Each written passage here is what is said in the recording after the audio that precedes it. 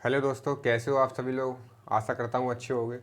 दोस्तों, आज से हम पढ़ने जा रहे हैं ग्रामर, और ग्रामर में कुछ बेसिक चीज़ें ऐसी पढ़ेंगे जो हमारे लाइफ टाइम हमारे लिए यूज़ में होंगी, और हमसे कोई पूछ भी सकता है तो हम उसे बता सकते हैं। जैसे कुछ लोगों को पूछा जाता है कि भाषा क्या होती है, ग्रामर क्या होती है, फिर वो उसे नहीं बता पाते हैं और सोच में पड़ जाते हैं कि आखिर होती क्या है ग्रामर, भाषा क्या होती है।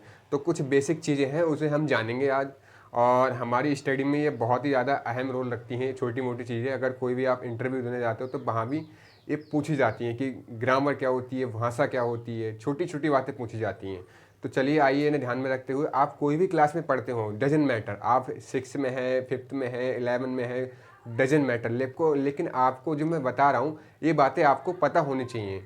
तो स्टार्ट करते हैं। आज के कुछ टॉपिक हैं उसे हम कवर करेंगे। ग्रामर एंड लैंग्वेज, व्याकरण और भाषा। तो व्याकरण क्या होती है? व्याकरण, grammar is the art of right use of language in speaking और राइटिंग। दोस्तों, मैंने यहाँ बोर्ड पे सारी चीज़ें लिख ली हैं, क्योंकि मैं लिखूंगा तो आपका समय वेस्ट हो जाएगा, इसीलिए मैंने ऑलरेडी पहले ही लिख रखा है, ताकि आपको डायरेक्ट एक्सप्लेन करवा सकूँ। और हिंदी में इसीलिए लिखा है ताकि जो लोग अंग्रेज़ी के होते हैं या हिंदी के होते हैं, अंग्रेज़ी वाले होते हैं वो उन्हें हिंदी ठीक से समझ में नहीं आती है, जो हिंदी के होते हैं वो ज़्यादा अंग्रेज़ी नहीं समझ पाते हैं, इस वजह लिए मैंने दोनों ही भाषा में इसे ट्रांसलेट कर दिया है। ग्रामर क्या है? Grammar is the art of right use of language in speaking और राइटिंग। तो इसका मतलब क्या हुआ? वह कला जो किसी भाषा को ठीक प्रकार से बोलना और लिखना सिखलाती है, वही क्या कहलाती है? ग्रामर कहलाती है। अर्थात ग्रामर का सीधा सा रूल है, अगर किसी चीज़ को हम ऐसे लिखा हुआ है ऑनेस्ट होता है, कुछ लोग पढ़ते हैं ये HONEST, कोई पढ़ता है इसे हॉनेस्ट, लेकिन रियल में क्या होता है ये? ऑनेस्ट। तो हमें यही चीज़ सिखाती है ग्रामर, कि किस चीज़ को हमें क्या पढ़ना है और क्या नहीं पढ़ना है। तो हमारा मेन रोल ग्रामर का यही रहता है कि वह कला जो किसी भाषा को ठीक प्रकार से बोलना और लिखना सिखलाए, उसी को हम क्या कहते हैं? ग्रामर कहते हैं। आई होप दोस्तों आपको जो मैंने बताया समझे होंगे। ठीक है, चलिए अगला टॉपिक है हमारा कि लैंग्वेज। अब लैंग्वेज क्या होती है? लैंग्वेज को हिंदी में क्या बोलते हैं? भाषा। तो लैंग्वेज क्या होती है? Language is the means of human communication consisting और यूज टू स्पोकन और written words in the structure way. इसका हिंदी मतलब भी मैंने लिख दिया है कि इसका हिंदी में अर्थ क्या निकल रहा है। तो हिंदी में देखते हैं, भाषा विचारों के आदान प्रदान का साधन है। भाषा क्या है?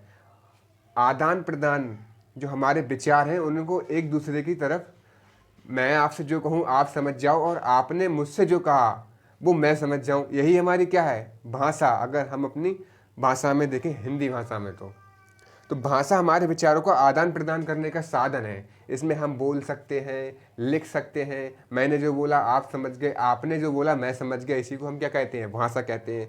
और लिखने का मतलब क्या हुआ? इसमें बोलना और लिखना आता है। लिखने का तात्पर्य है ये है, जैसे मैंने आप जो भी लिखा है, जैसे ये मैं जो लिख रहा हूँ आप इसे समझ पा रहे हो, तो यही हमारी भाषा सिखाती है कि जो भाषा मैं बोल रहा हूँ भाई आप समझ पा रहे हो।